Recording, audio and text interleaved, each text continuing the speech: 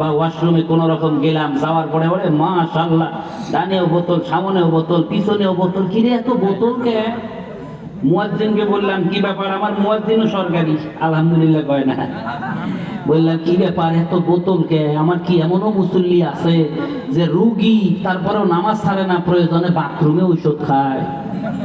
কয় হুজুর, বাথরুমে ঔষধ খায় ঠিক আছে, কিন্তু এটা সেই ঔষধ নয়, এটা ডালের বোতল। কি রে ডালের বোতল মানে? তাই বললাম মসজিদের বাথরুমে কেন?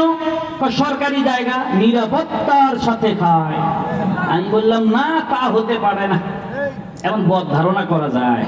তা আমি এখন বললাম না, ওর মনে মনে চিন্তা আছে, ও আল্লাহ ভীরু লোক, যে মসজিদের বাথরুমে খাইলে আল্লাহ যদি মাফ করি দেয়। কথা কয় না কেরে? জোরে কন ঠিক কিনা? যে হিসাবে ঠিক বললেন, মনে হয় জীবনে মসজিদে জুতা চুরি হয় না।